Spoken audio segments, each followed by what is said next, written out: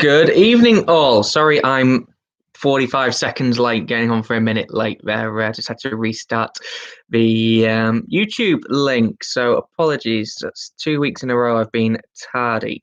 My report card used to say something similar, so apologies for that. And I think it was mainly because the chat wasn't working. I see you guys are able to engage, so I've just popped what we had in there before. It seems like everybody's kind of settled in. Hope you've all had a good week there.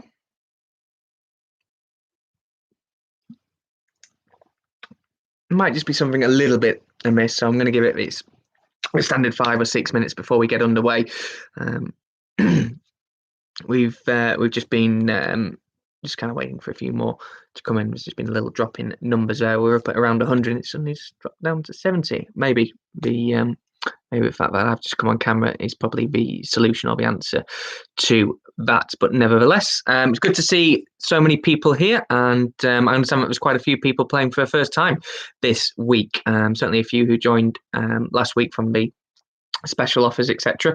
So good to have you guys all on board. Hope you've all had a good week. Only England could really facilitate what we've done in the last 24 hours, isn't it? It was about 23, 24 degrees there yesterday, and then today we're all in jumpers and hoodies trying to keep warm. Drop of 13, 14 odd degrees. Only England kind of showing its true English climate, really, wasn't it there? As I say, I'll just give it a few more minutes before we kick on. Obviously, Boris didn't ramble too much there. He's kind of put the power a little bit back in our hands, so to speak, hasn't he? Beginning to relax a tiny bit.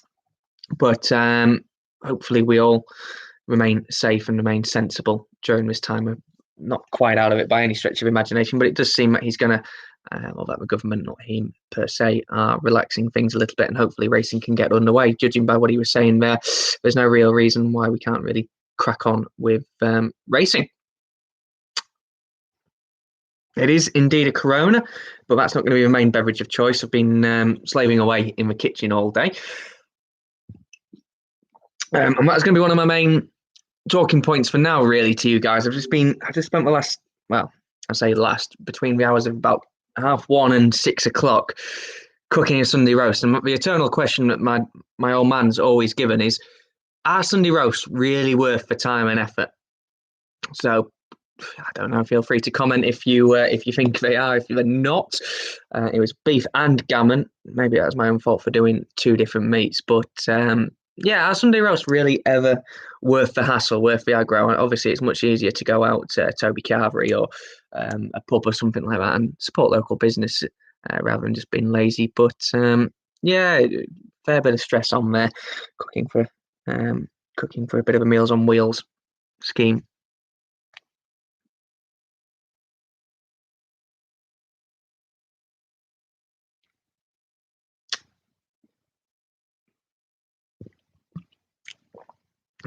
Yeah, lots of people saying no. Lydia, I think that's quite rude to your old man. Numbers are coming back up now to what they were. It's weird that we had over 100 at the start. Well, it's not weird. It's perfectly answerable. But we had over 100 at the start, so I'm just giving everybody a little moment to log back in. They are worth it as long as you don't do it. That's a fair shout.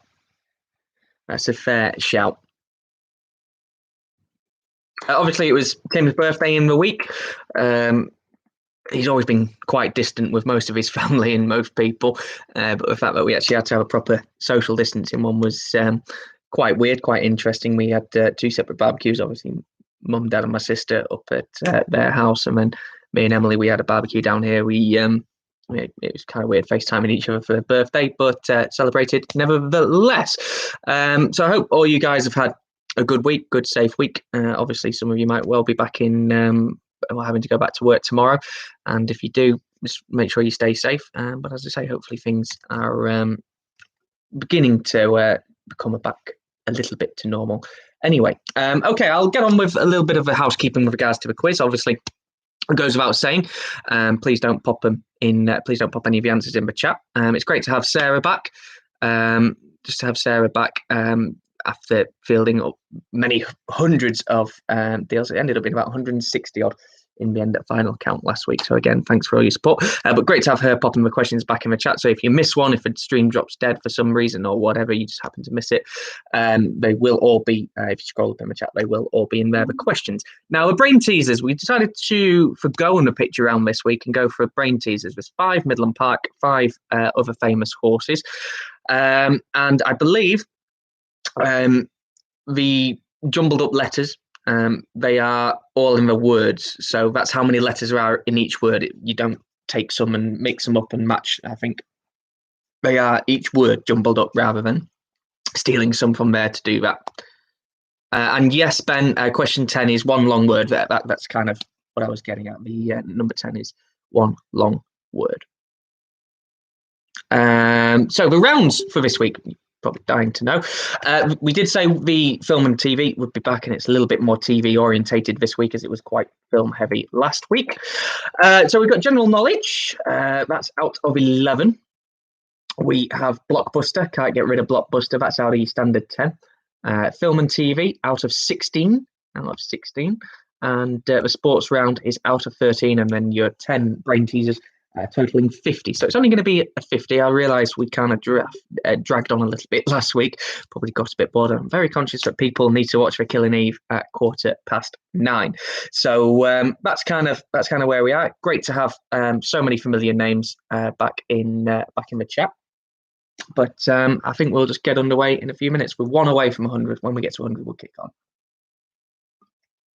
So Corona's just there to wet the palate, but the actual beverage of choice isn't really nice. 19 crimes. I don't really do wine too much, but that is a proper glass of wine. It's a red wine. Don't exactly know what blend or anything like that, but if you're looking for a glass of wine, that's right up there at the moment. I would. I'm not sponsored by them, but if they want to sponsor me, I'll happily take their sponsorship. So no longer do it. So long as I say, yeah, let's get 100 and then we'll kick on.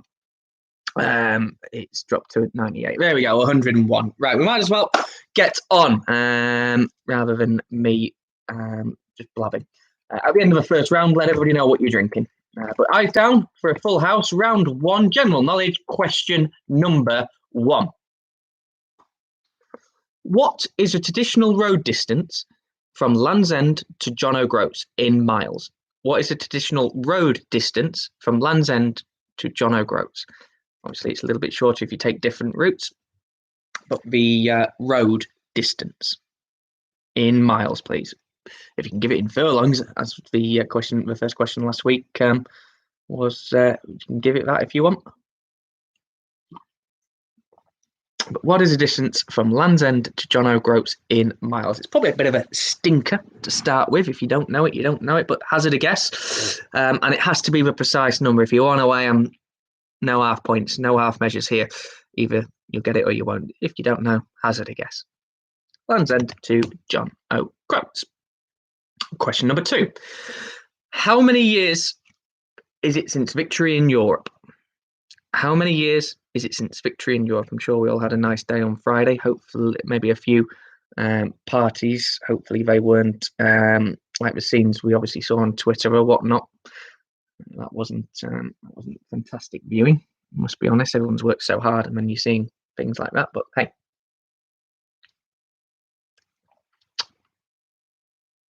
I won't go on too much of a rant.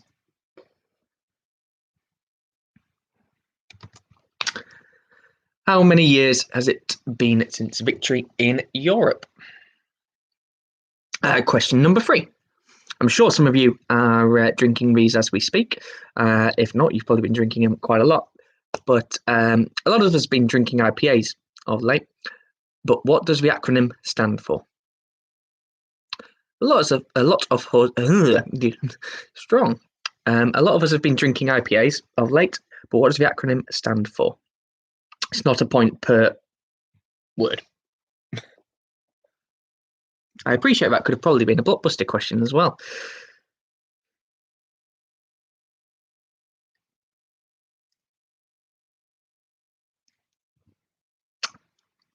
What does IPA stand for? If Mr. Brownlow's in the chat, I'm sure he I'm sure he'll be nailing that one. I'm sure he'll know that.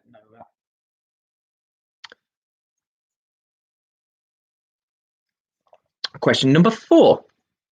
This is your weekly brand question. Because I'm worth it is the slogan for which company?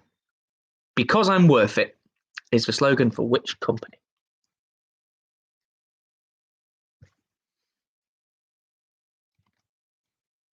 I don't really know on this quiz, actually. I sent it to Sarah, obviously, before, because she's popping the questions in the chat. She said there's a good mix of questions in there. So hopefully it's not too difficult, not too easy. I appreciate it's only a 50 pointer, so I don't want to make it too easy. You've got to earn your points when we're this low. But yeah, I think there's a little bit there for everybody. But then again, obviously, they're only easy if you know the answers. Question number 5. What was the name of a headmistress in the Roald Dahl novel Matilda? What was the name of a headmistress in the Roald Dahl novel Matilda? Finally, a question Helena might get right.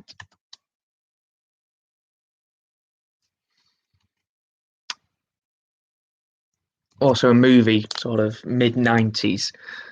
I think Danny DeVito was in it.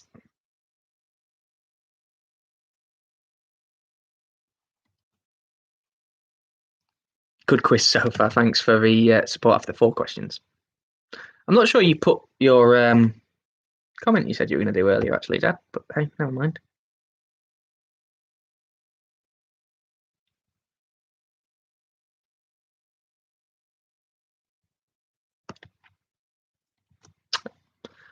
What was the name of a headmistress in Roald Dahl's novel Matilda? It used to put people in the chokey.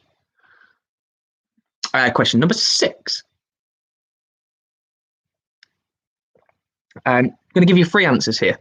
So if you don't know, hazard a guess. Just take a guess. Which of the following places is furthest west? Which of the following places is furthest west? Liverpool, Bristol, or Cheltenham? Which of the following places is furthest west? Liverpool, Bristol, or Cheltenham? Liverpool, Bristol, Cheltenham. Which one is furthest west?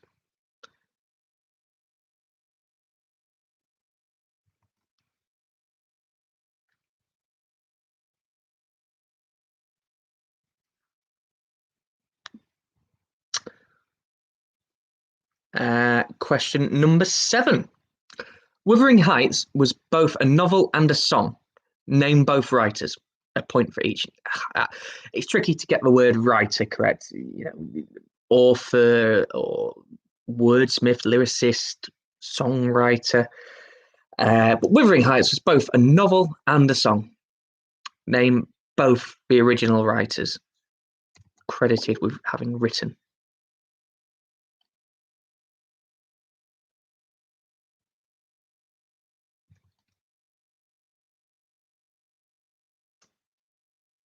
Point for each. You might get one, you might get the other, you might get them both. Or you might get neither. I think we had to read that at school, about year 7, year 8. That one with Heathcliff, I believe, isn't it? The fire. I think so. Anyway, question number 8. Which gas, when inhaled, makes people speak in a high-pitched volume? In a high-pitched voice. Jesus, Tom. I didn't read, obviously couldn't read Wuthering Heights. Which gas, when inhaled, makes people speak in a high-pitched voice?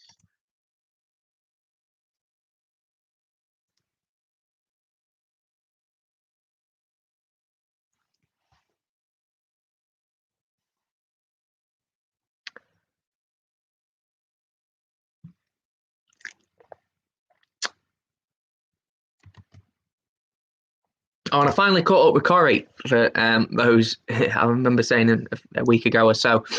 We're a few weeks behind. Finally caught up with Corey, so I won't pass on any spoilers. But it's really, really happy to see what she did. Very tough, is it? Geez, okay. I thought it was a little bit in there for everybody. Maybe it'll get easier as we go on. I'm sure there's a question coming up, Peter Jones, that you'll definitely get. Or you better do. Question number 9. Which Welsh female singer released an album entitled Voice of an Angel? Which Welsh female singer released an album entitled Voice of an Angel?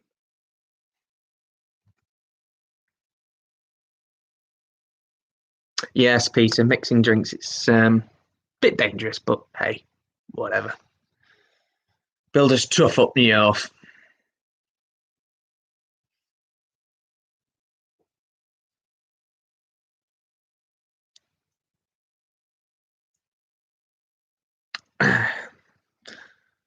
Voice of an Angel. Whose album was that? Oh, Christ, this is going down too well. I told you it was a nice bottle. Exactly, Lee. Exactly. And finally, question 10. What was the name of a legendary home of King Arthur? It also shares its name with a dual Derby winner. What was the name of a legendary home of King Arthur? It also shares its name with a dual Derby winner.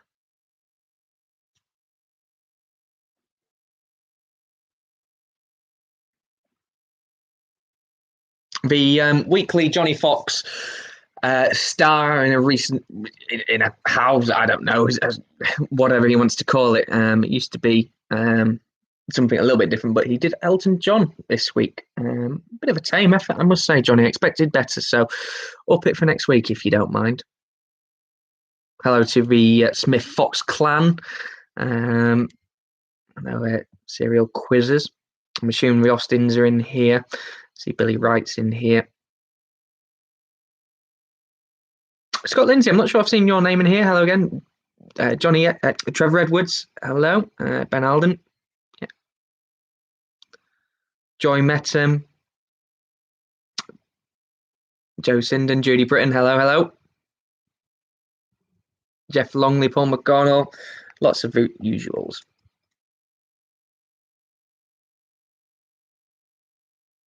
So that should be your general knowledge round complete.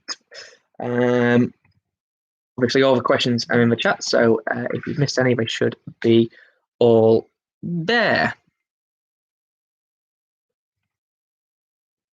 Okay, so I'll get through your answers and swap your sheets. Let's get them marking. Hello to the Dykes clan.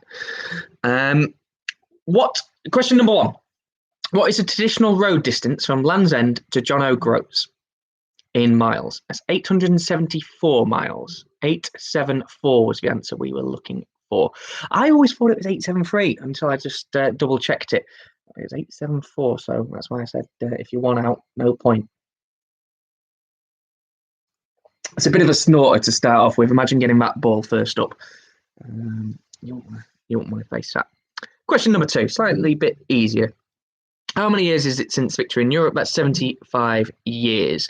Obviously, that was on Friday. Beautiful day. We actually had somebody play bugle and/or trumpet in the back garden. Not in our back garden, in their back garden, just out there. They did the last post and God Save the Queen. It was brilliant. The whole street started applauding. It was bob on. Question number 3. A lot of us have been drinking IPAs. But what does the acronym stand for? That's India Pale Ale. India Pale Ale. No, not a half mark for 500 miles, I'm afraid. India Pale Ale IPA. Could have been a blockbuster question, but hey. Number 4, the weekly brand question. Because I'm worth it is the slogan for which company? That's L'Oreal. Shampoo, not that I'm needing too much of it at the minute. L'Oreal. They do other stuff, but I'm not too afraid with it. Beauty isn't really one of my strong points. Strong suits, if you will. Richard Haddon, strong suit, was it? Julie Wood? Strong suit, I think so. Anyway, question number 5. What is the name of the headmistress in the Roald Dahl novel Matilda? And obviously the film as well. Miss Trunchbull. Miss Trunchbull. Used to put people in the chokey. It is quite sweet, actually, Jeff, that red wine, but so am I. So,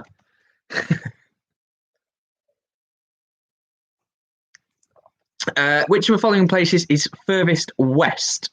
Liverpool, Bristol, or Cheltenham? Is Liverpool. Liverpool is the furthest west. I wouldn't know the distances in it, actually. I didn't check them out, but it's Liverpool. And speaking of Liverpool, I see the Premier League meeting tomorrow regarding the future of the Premier League. It's cross sticks avoid season. Number 7. Wuthering Heights was both a novel and a song. Name both writers, a point for each. The novel was Emily Bronte, and the song was Kate Bush. Kate Bush and Emily Bronte, point for each. If you get one, one.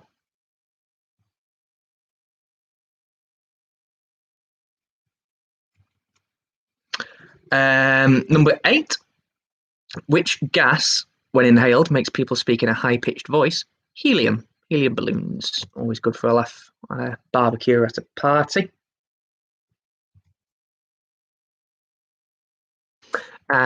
Question number 9. Which Welsh female singer released an album entitled Voice of an Angel? Charlotte Church. When she was a wee nipper. Her parents still own a B&B. I remember because I was watching Four in a Bed the other day, and they were hosting. Yeah, that's what narrating in the afternoon does to you.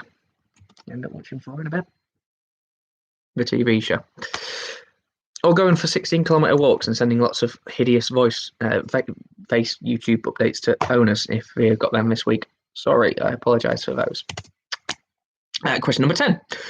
What was the name of a legendary home of King Arthur, who also shares its name with a dual Derby winner, Camelot? Won the Irish and the English Derby, Camelot, son of Montje.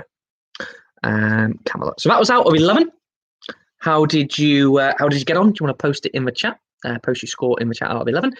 And also what you're drinking as well. Let us know. Obviously, I've got a couple of beverages on here.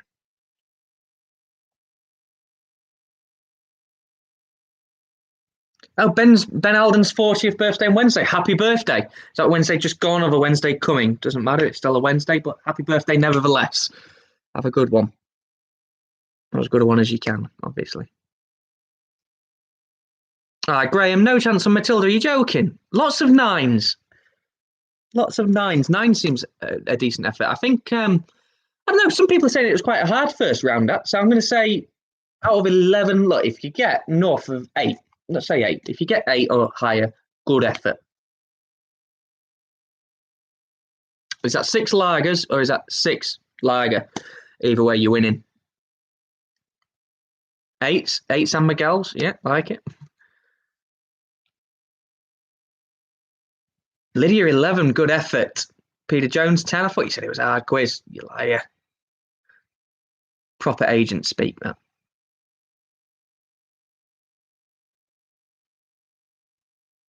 Nine out of 11. Nicola, well done. Lots of good scores. Slow gin and tonic. That's not rubbish, Stephen. 8, good effort, Joe Sinden. Good effort, guys. Well done. Right. Okay, we'll kick on. Blockbuster next. I know that's normally third round, but we're having a change. Change is good. Change is good. So we will do Blockbuster. Now, I appreciate there's quite a few new people in here, but there's no harm going over it again for those who are more seasoned in the Blockbuster round. Now, it's based on the game show from back in the day. If you've seen that, you'll be quite well versed. Basically, what I'll do is I'll give you a letter and a clue stroke question. The letter is the first letter of the answer. I'll just double check. There's no double answers this week. No double answers. So it'll always be the first letter of the word of the answer or the answer. So, for example, I know I've even done an example this week. Which S did Michael Bell train to win the Oaks? Let's give you a second. Have a little think. What S did Michael Bell train to win the Oaks? Suriska. Sprouts here. Okay, so eyes down. Question 1, blockbuster. Oh, are you going to be noisy now? He's going to be noisy, I'm afraid. He's developed a nasty habit this week. He's basically discovered that he's a bloke and he's still an entire. So that's all I'll say. Actually, my granddad said a funny thing earlier. He's the most prim proper bloke ever. I've not even told mum and dad about it. I'll tell them in a bit. Anyway, question 1. Question 1.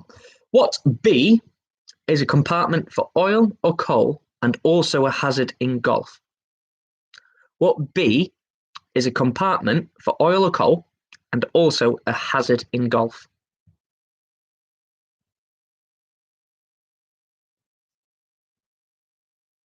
It might sound like a trickier question than that is, I think.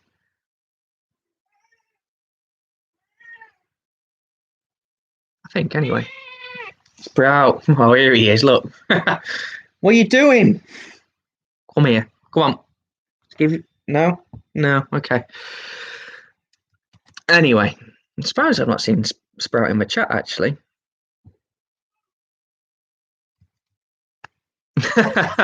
Very good, Chris Little. Send Sprout to Samark. He won't be an entire for long. He's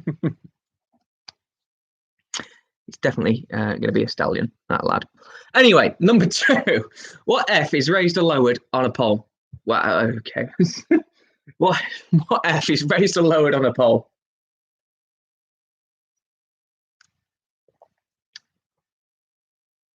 What F is raised or lowered on a pole? We've still got a lint bunny from Easter and he's just attacking that now. You know, ones with little bells on. Now there, Sprout. Yeah, you did actually, mate. Lydia, I'll message you how much he was. We paid for him. Lovely little Persian. Last one left in the litter. Question 3.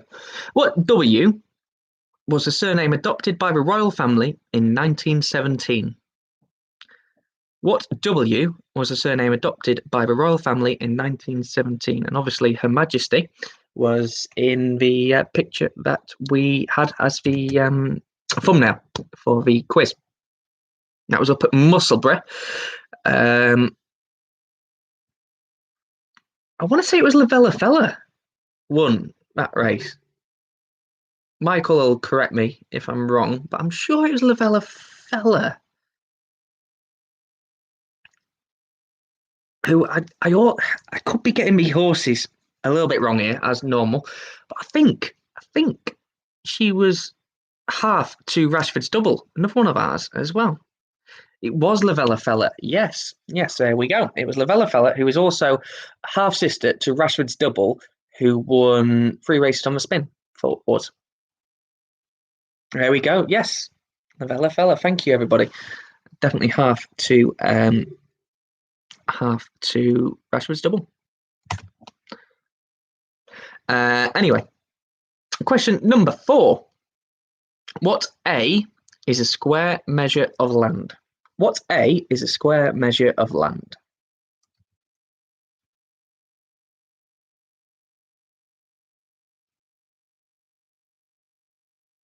Sprout's gone eating now. He's got famous. Move on.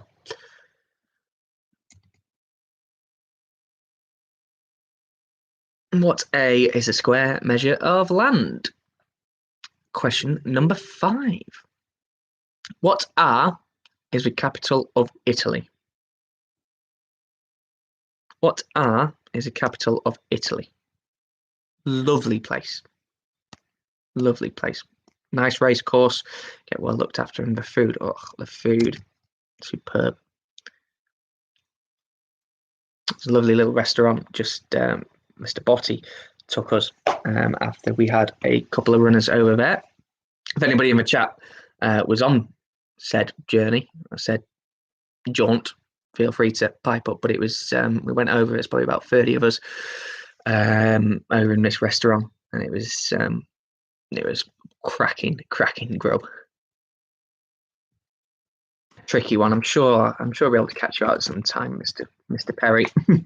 Anyway, Question number 6. What D is the literary word for a young maiden always in distress? What D is the literary word for a young maiden always in distress?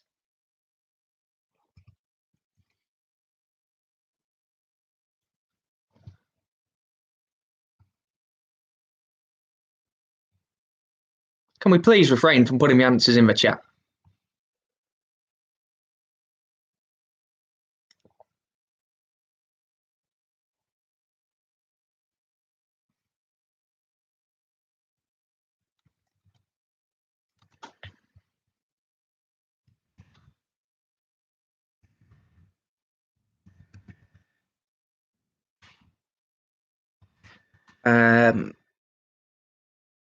Question 7.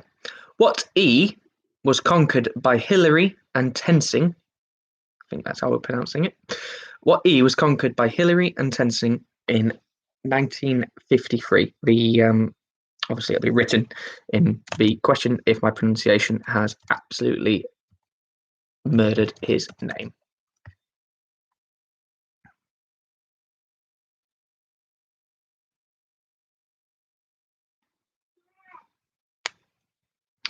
It could be worse, Dad. You could have just given the answer away whilst you're supposedly hosting it, like I did last week.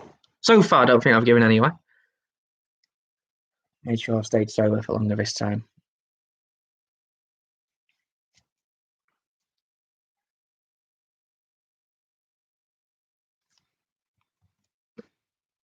If anybody was on that trip to that place that he decided to let everybody in on, do let us know. There's a fair few of us, but it was good fun.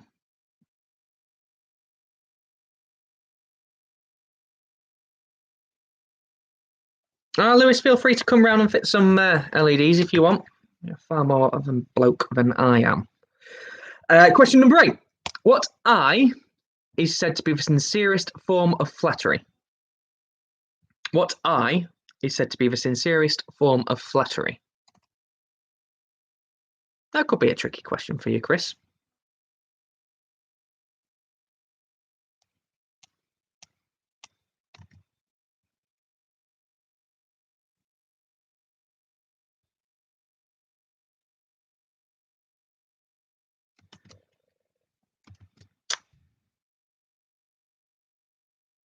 What I is said to be the sincerest form of flattery?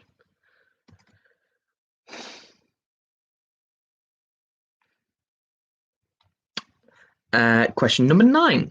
What A is a city in Texas and also the first name of the International Man of Mystery? What A is a city in Texas and also the first name of the International Man of Mystery? So if you're not good at geography, I'm giving you a clue. If you know your films, there's a clue as well.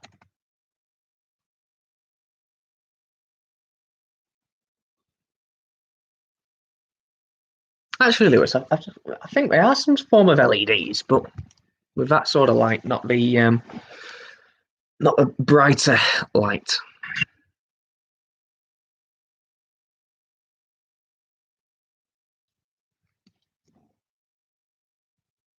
One more to go. Tony, where have you been? What's more pressing?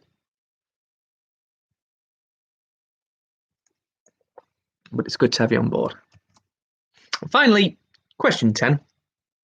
What M is an Italian plumber who wears a red cap and blue overalls? What M is an Italian plumber who wears a red cap and blue overalls?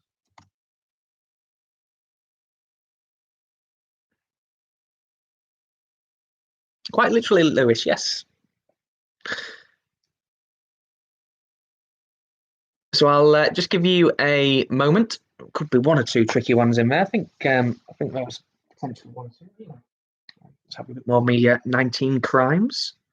Don't even know who's on the bottle, actually.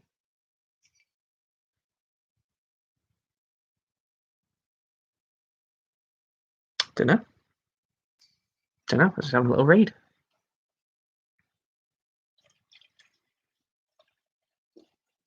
It's a nightmare.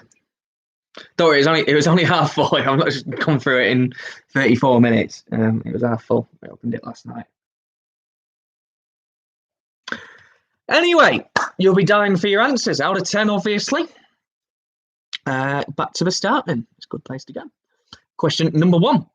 What B is a compartment for oil or coal and also a hazard in golf? That's a bunker. Oil bunker, coal bunker. And obviously something that Billy Wright finds a heck of a lot when we're playing. A bunker.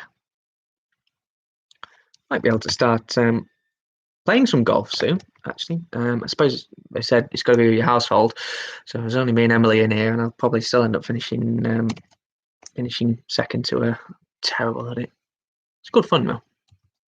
Anyway, what F is raised or lowered on a pole? That's a flag. A flag is raised and lowered on a pole.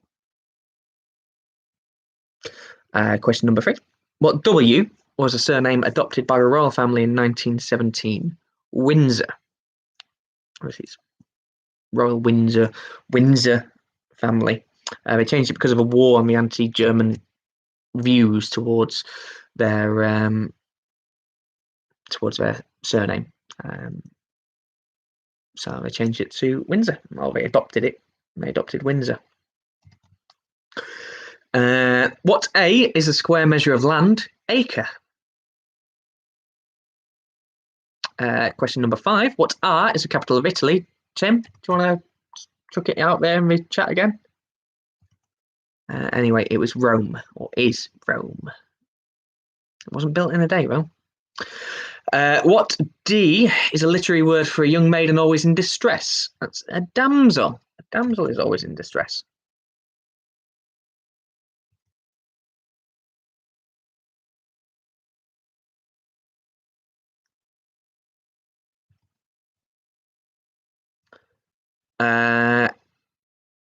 Question number 7. What E was conquered by Hillary and Tenzing in 1953? Everest.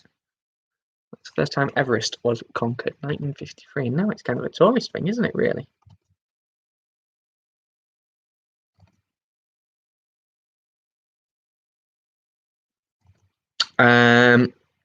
What I is said to be the sincerest form of flattery? Imitation. Imitation is the sincerest form of flattery. Not intimidation. Quite similar words, actually. Certainly for a dyslexic who's had a bit of wine. Imitation.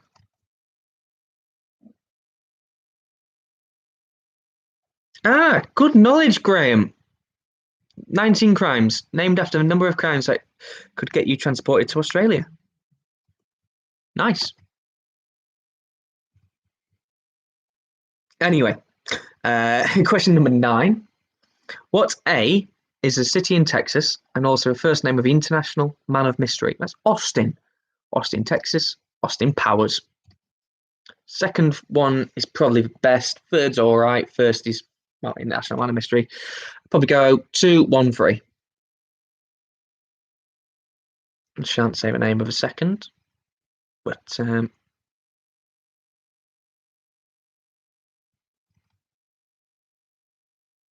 it's there seems to be a bit of a debate, not confusion, bit of debate about the use of the word square in the what A is a square measure of land, acre. Apologies for that. And finally, question number 10. What M is an Italian plumber who wears a red cap and blue overalls and traditionally rescues a damsel in distress as well? Those questions were linked. Mario. He wears a red cap, big M on top, and he has blue overalls. As I say, normally rescues damsel, which is Peach. Got a brother Luigi. So how many did you get that round?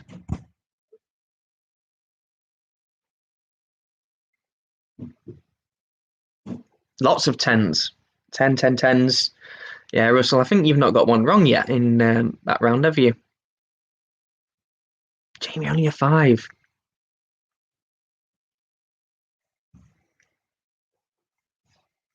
All right. Emily's just got back. Oh, loads of 10s. Jesus, I need to make these harder. Right, I'm doing away with it. Blockbuster round. Everyone's got 10. Right, for that, a good score is 11. It's perhaps home. Everyone's got 10. Well done. And obviously, how many have you got in total so far? It should be out of 21 to date.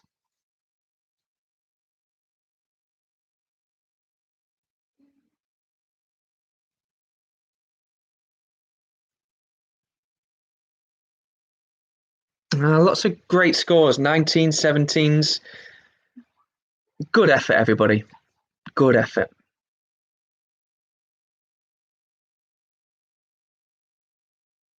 If anybody's actually wondering where Emily's been, she's been to look after Dudestan, um, one of our ex-horses who we had to retire.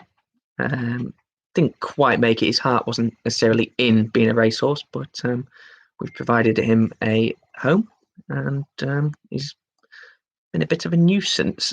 Been a bit of a tinker at a minute. It's not letting us put rugs on him, etc., etc. But nice to have him anyway. Right, so lots of good scores. We'll crack on with the specialist round this week, which is film and TV. As I say, it's quite TV heavy, but we will probably change it up for next round. Next week, we'll do a different round. All right, the first question for your film and TV.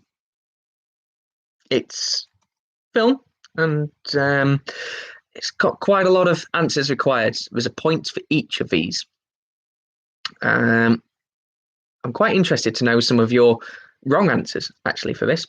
Name the 7 dwarves. Name the 7 dwarves, point for each. Give you a bit of time on that one.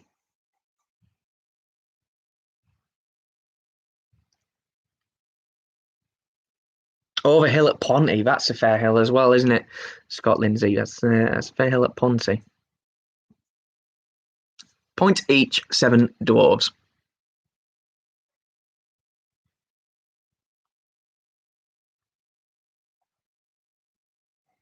It's the ones you get wrong. You always think one's an answer. I'm quite interested to know some of the wrong answers. So if you want to pop them in the chat at the end, if you've got one wrong which you thought was right.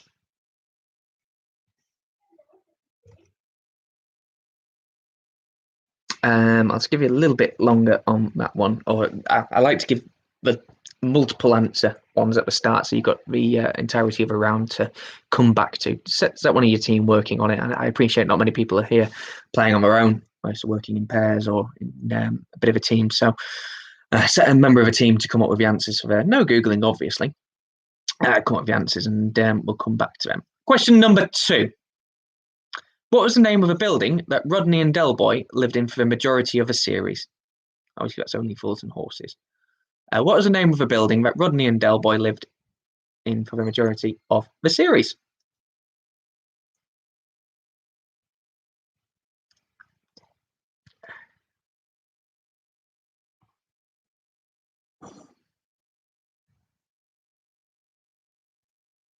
You should go to Ponte Carlo. It's a nice course. It's the biggest single lap course, biggest circumference course in the country, nearly 2 miles round. There's a big park in the middle of it, and this goes around there, Ponte Carlo. Oh, Russell, I dread to think which one. Question number 3. Who wrote and starred in both The Office and Afterlife? Who wrote and starred in both The Office and Afterlife?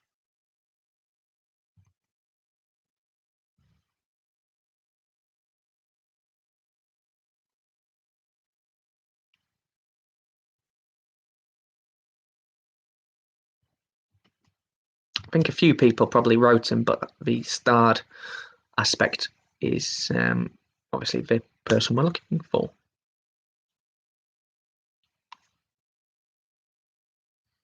Been trending number 1 on Netflix for the majority of the week. The latter, anyway. You know, the Dykes family, they're big fans of The Office. They put us onto that. Big fan of him. Question number 4. The Fugitive was both a 1960s American TV series and a 1993 film. The main protagonist in both share the name of a horse formerly trained by Mark Johnson. and I think it's Marjorie Fife now, formerly trained by Mike Johnson. But what was that name? Now, it's probably a question you want to read in the chat if you can. It's quite a lengthy question. I might just give you a crux of it. But The Fugitive was both a 1960s American TV series and a 93 film. The main protagonist in both share the name with a horse formerly trained by Matt Johnson. What was that name? So simply put, what is the main protagonist in The Fugitive?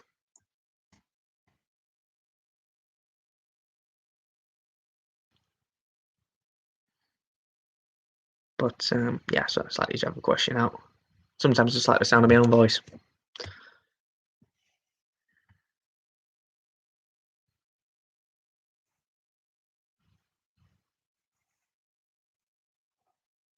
I can hear Emily rummaging around for some shortbread or some cheesecake there for pudding. What are we having? Cheesecake or shortbread? She's having cheesecake. Yeah, I won't eat it on here though. I'll have some cheesecake. You did not make it yourself. Question number 5. Ali G, Borat, and Bruno are all characters created by this person. What is his name? I think I've missed a little bit of a question out there. Ali G, Borat, and Bruno are all characters created by this person, as well as voicing King Julian in Madagascar. That's quite a clue for some other people. But what is his name? Ali G, Borat, and Bruno are all characters created by this person, as well as voicing King Julian in Madagascar. But what is his name?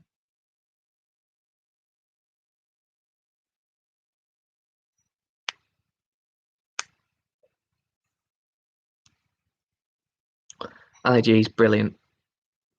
Obviously, he had this TV show. He did that famous interview with David and Victoria Beckham. I think she was probably still Posh Spice at the time, was she? But the film Ali G in the House is great.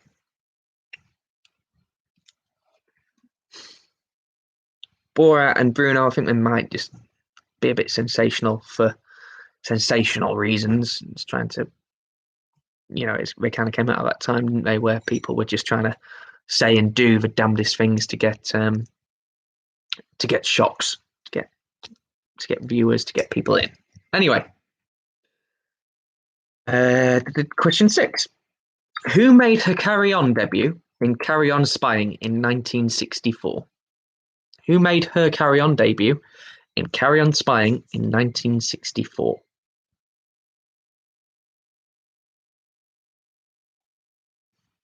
Who made her Carry On debut in Carry On Spying in 1964?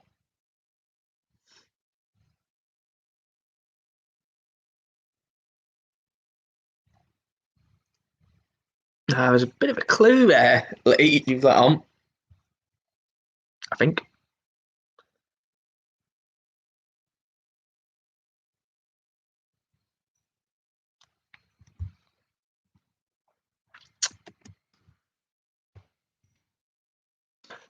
Question number 7. Richard O'Brien, Ed Tudor-Pole, and Richard Iodadi have all hosted which game show? Richard O'Brien, Ed Tudor-Pole, and Richard Iodadi. It's in the chat. Richard Iodadi have all hosted which game show? At least it's not Einstein again. Jeez, I can't remember. I can't believe I did that last week. Iodadi.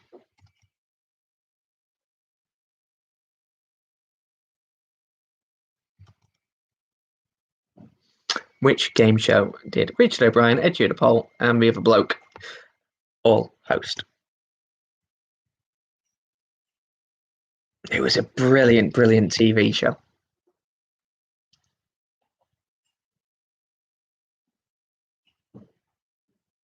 I used to watch it all the time at mum and dad's.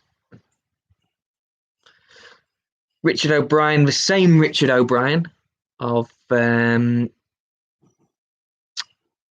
Horror Picture Show. Nearly forgot its name, man. Rocky Horror Picture Show, wrote, composed, starred in Rocky Horror Picture Show.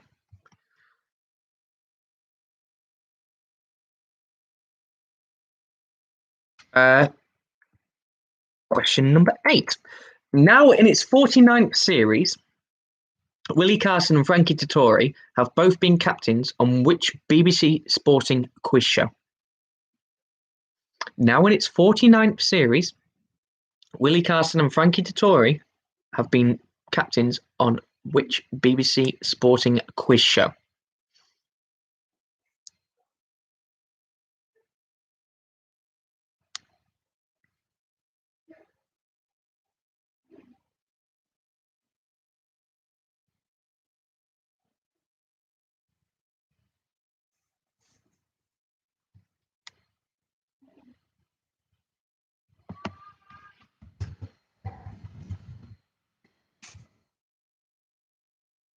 Well, we might just have a little lag there on video. It said I needed to reconnect. That's the first time I've seen that message, so just wait quickly.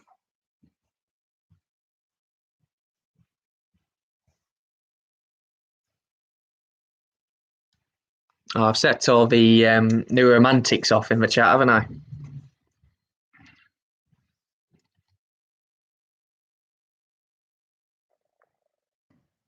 Yeah, I think he had a different name, didn't he? He was singing. Anyway, not finally, question number 9.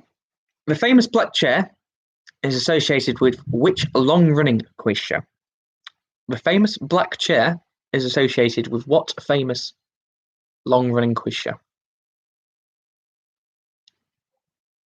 I think you can see where mine was going on those few questions there.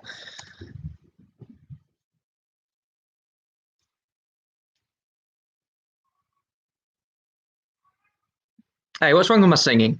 Just because I didn't enter furlong factor for last night doesn't mean I wouldn't have won it.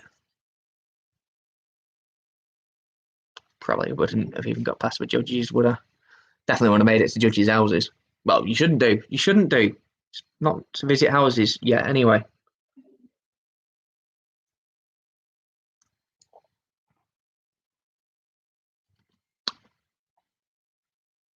Finally, question 10. Who played Holly Golightly in the film Breakfast at Tiffany's? Who played Holly Golightly in the film Breakfast at Tiffany's?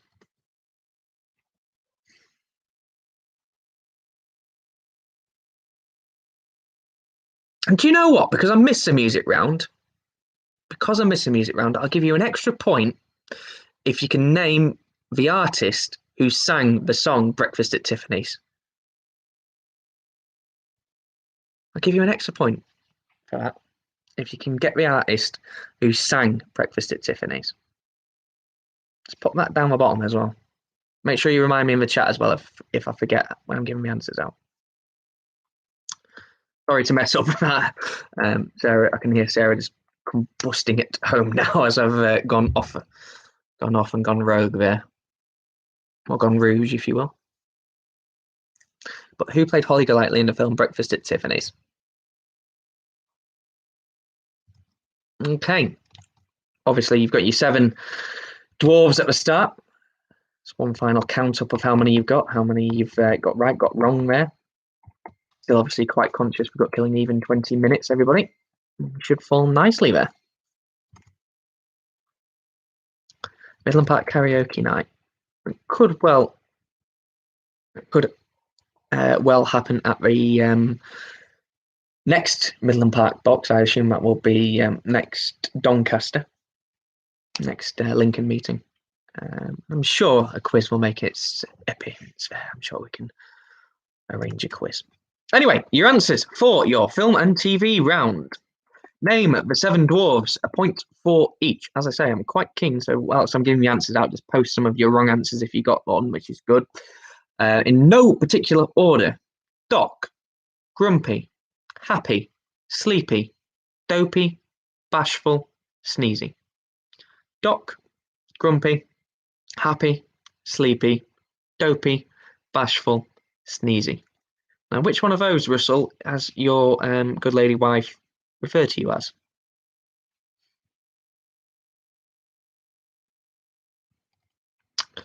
Question number 2. What was the name of a building that Rodney and Delboy lived in for the majority of the series? Nelson Mandela House. It wasn't free, Nelson Mandela. It probably cost him a little bit. Grumpy, Russell.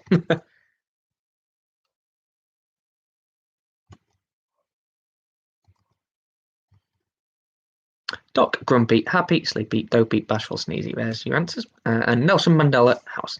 Question 3. Who wrote and starred in The Office and Afterlife? Ricky Gervais. Ricky Gervais. Question number 4, the very long-winded way of saying who was the main protagonist in The Fugitive? Dr. Richard Kimball, played by Harrison Ford. Dr. Richard Kimball, yeah. Horse, trained by Mark Johnson. I think it's just gone to Marjorie Fife. And yeah, it was both a TV series and a film. Great film. There was actually a spin-off film as well, which Tommy Lee Jones starred in. I can't remember. He was the... I try not to give it away as well. He was the sheriff who was hunting him down. It's very, very good thriller if you've got 2 and a bit hours. Got 2 hours of your life. Please devote it to that film. It's a great film if you've not seen it. Question number 5. Whilst we're on films you should see. Ali G, his name, or what is his name? Sacha Baron Cohen. Sacha Baron Cohen. Not a point for each. Only a point for the full name. Sacha Baron Cohen. Yeah, US Marshals. That's it, Graham. It wasn't a sheriff. He was a US Marshal. Yes, that's a film as well. US Marshals.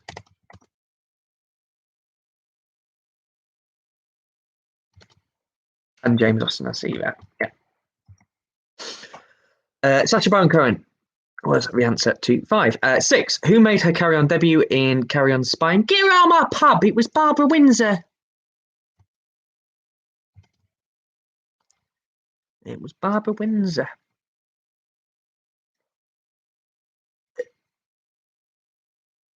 Question 7. Richard O'Brien, Ed Tudor-Pole, and Richard Yonman have all hosted which game show? That's the Crystal Maze. Will you start the fans, please? Crystal Maze. I think they have quite a few invitations now, don't they? Around and about in a few cities. I'd love to do one day. Done a few of them escape rooms. They're quite good fun. But I'd love to do the Crystal Maze, just try and relive a bit of my youth.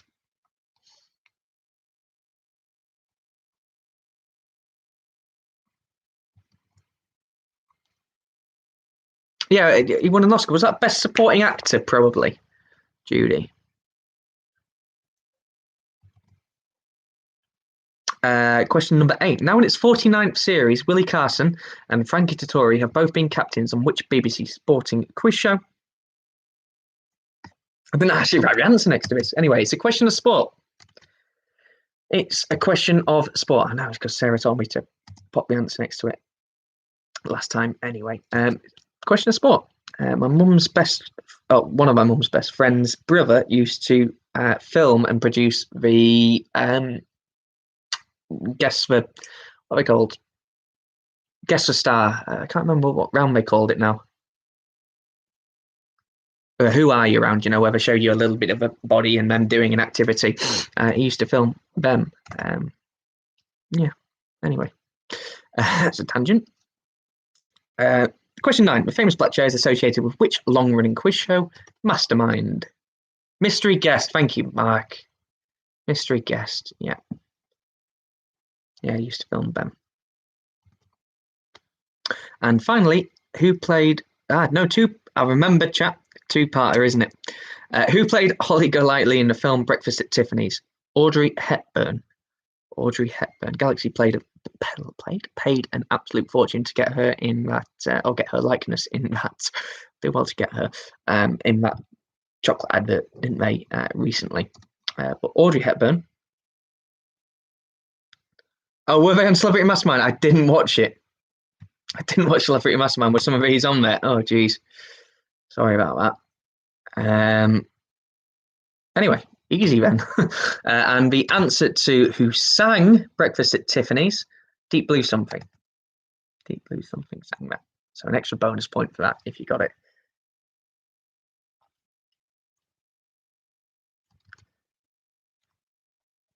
So apologies if I I've repeated some of these questions. I wrote this on Thursday. So they copied off me, if anything. I wrote this on Thursday. How many points did you get that round, guys? It's out of a total of 16.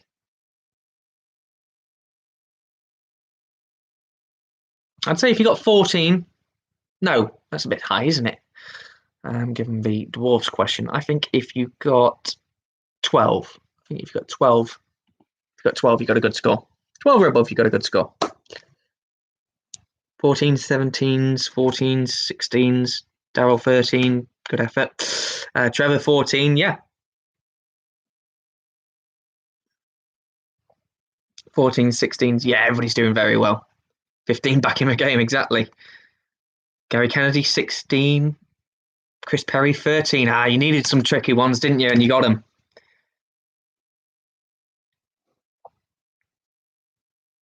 Dave Borton 14, great effort. Sarah Andrews 17, I suppose.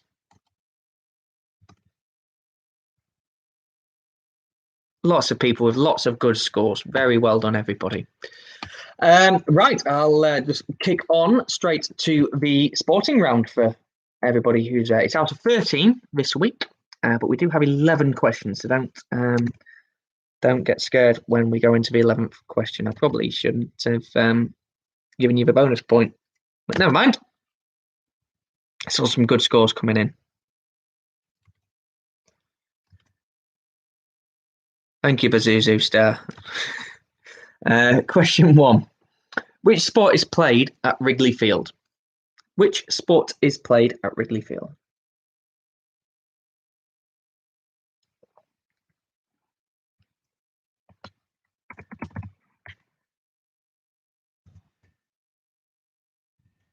Brilliant. Whilst we've been on, my subscription to Microsoft Word has disappeared, so I can't edit the answers. Not that I would change the answers, I mean add to them. So make sure you remind me to find the answer for this next question, because it's one I've not put down. Question 1 again was, which sport is played at Wrigley Field? Question number 2, your obligatory, the famous, as seen on the beer mat, 100% guaranteed cricket question. It's a 2-pointer as well. 400 not out is the highest individual score in Test match history, but who scored it and against which team? 400 not out is the highest individual score in Test match history, but who scored it and against which team? Point for each.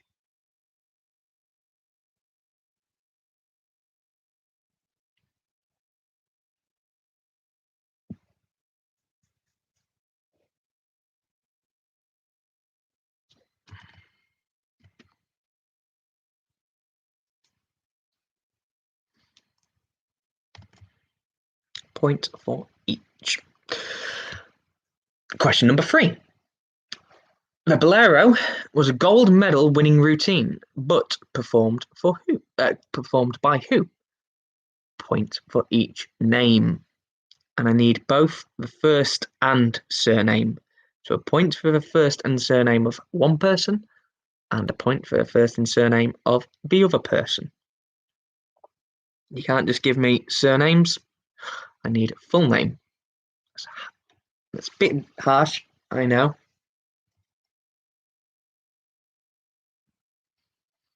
There may or may not have be another cricket question. There's a clue. There's a clue. It was a very flat deck, actually, wasn't it? I believe the third highest individual run score by the same person was also scored on the very same ground. And here's a clue. It wasn't Matthew Wade, because he was the one who is second. So the first is the same person as the third, and said person took it from Matthew Wade. It wasn't Matthew Wade. Same ground, I think. He scored both of his world record at the time, scoring runs. On which day, question 4, on which day was the 1997 Grand National run? Now, that is both a horse racing question and a politics and national event question. On which day was the 1997 Grand National run? And it's definitely a sport question. Don't say that in a New Zealand accent, Billy.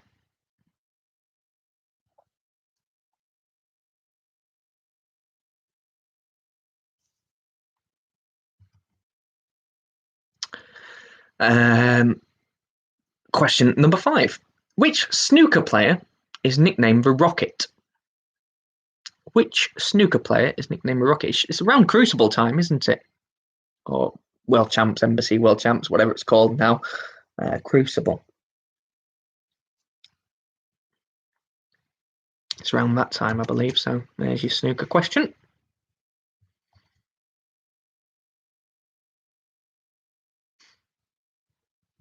Oh, well, there's quite a few people who've got who should be getting that right, really. Question number 6. A silver fern is the emblem of which nation's rugby union team? A silver fern is the emblem of which nation's rugby union team?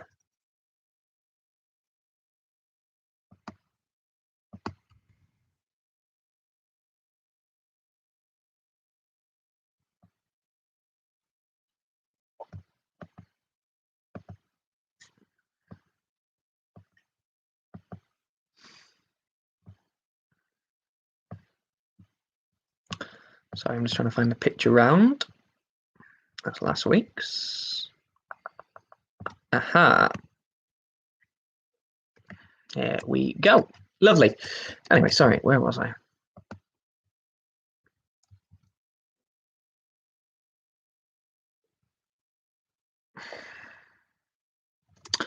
Question number 7.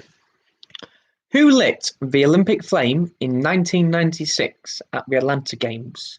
Who lit the Olympic flame in 1996 at the Atlanta Games?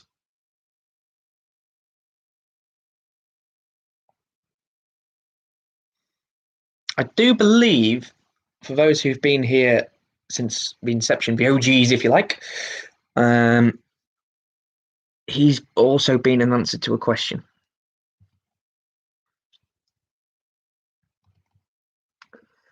Question number 8. Which goalkeeper was beaten by Maradona's hand of God? Which goalkeeper was beaten by Maradona's hand of God?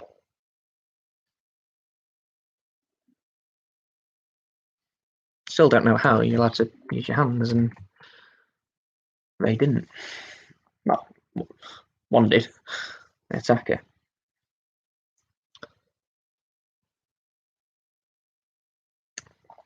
Yeah, bring VAR in.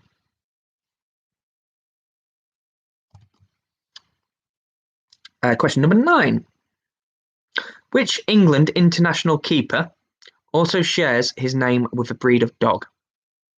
Which England international keeper also shares his name with a breed of dog? Now, I could mean football keeper. I could mean a different sport.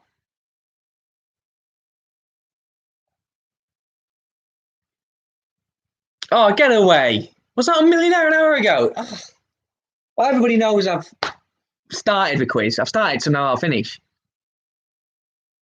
Oh, Jesus. Everybody's copying us. What is this? Going back to a blockbuster round. What is a serious form of flattery?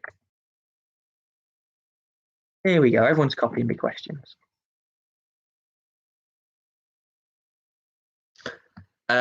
Right. Question 10. What is the highest possible checkout in a game of darts? Was that on anything? Was that on Tipping Point or The Chase? Dad, don't confuse things, please. What is the highest possible checkout in a game of darts?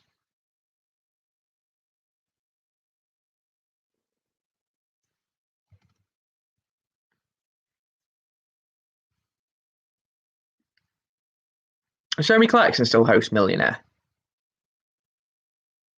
Is he the best host in the world?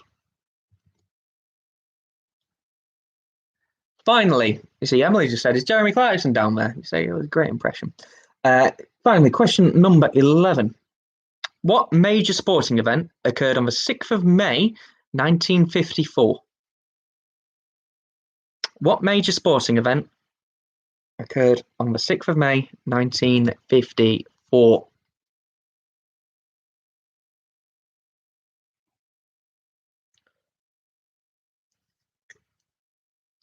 Number 9 was sneaky. You're right. That's the whole point of it.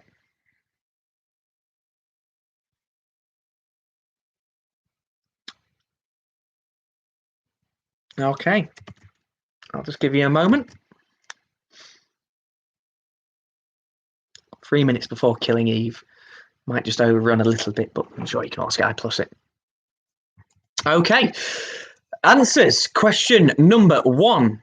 Which sport is played at Wrigley Field?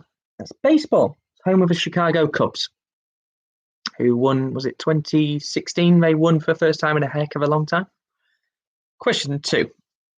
400 not out is the highest individual score in the Test match history, but who scored and against which team? A point for each.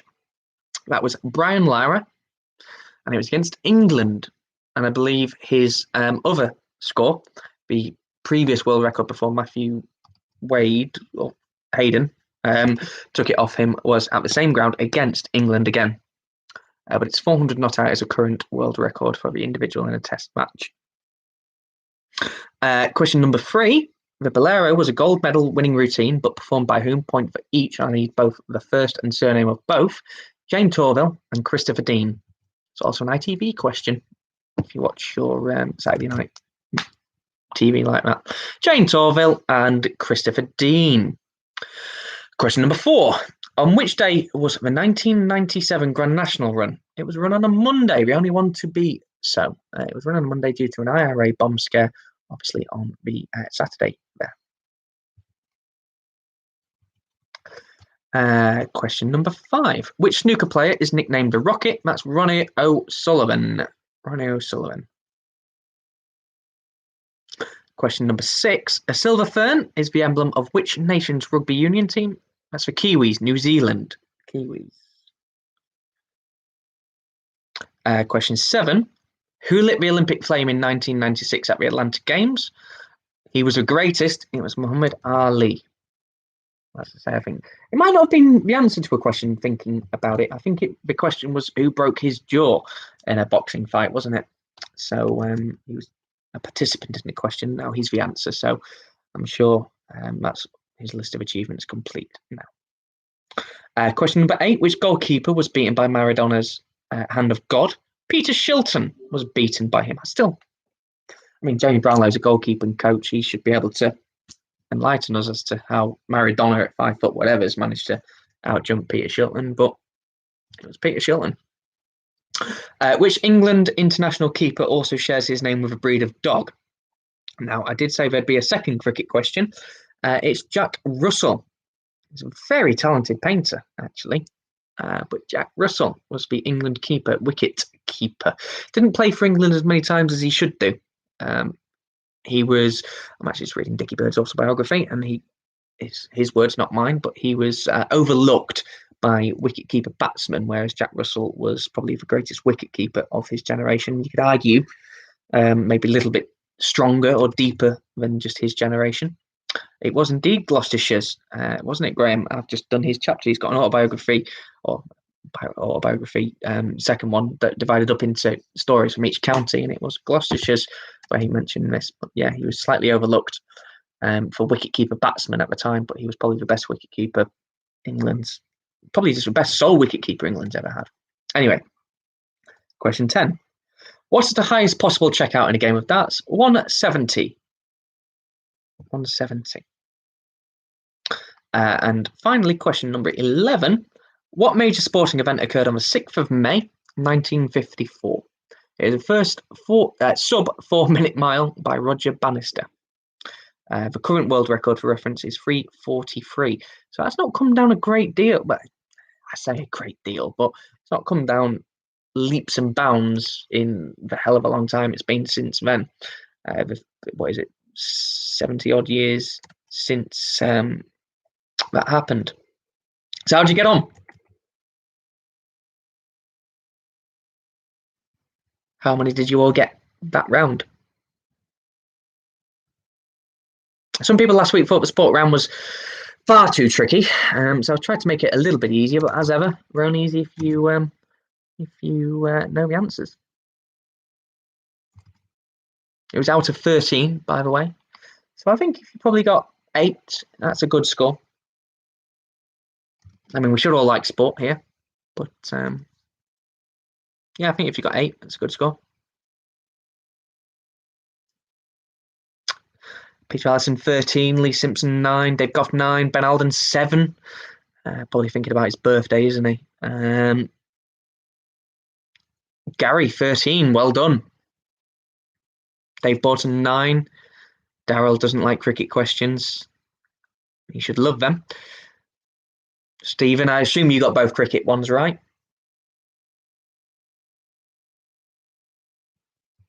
The last answer was first sub 4-minute mile. That was the last answer.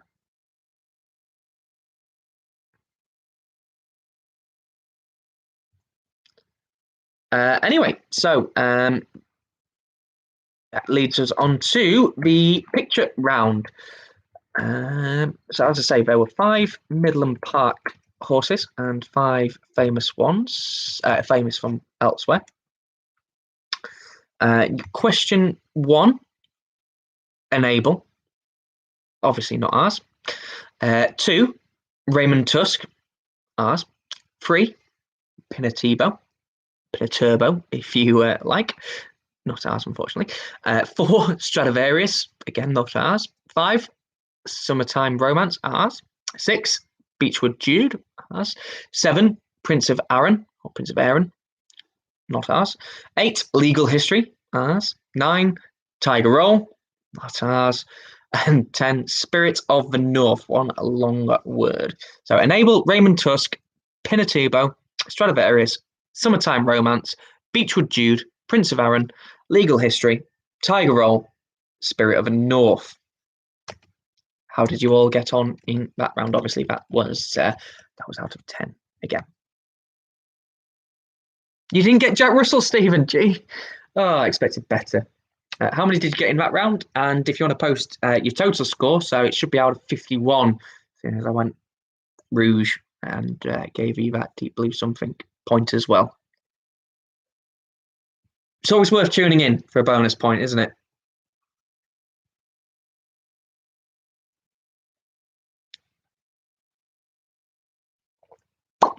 Mark Austin, if that's true, fair play.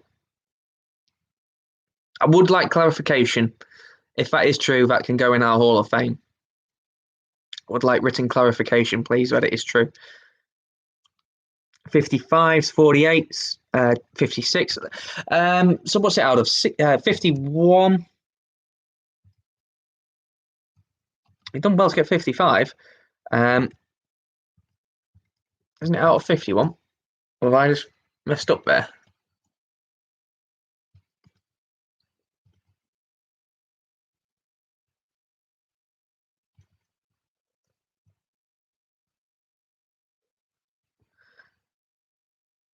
There's a chance I've messed up.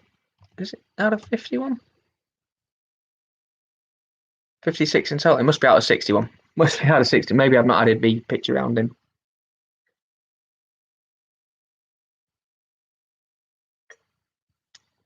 I didn't factor the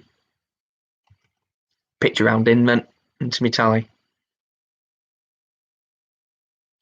So it's out of 61.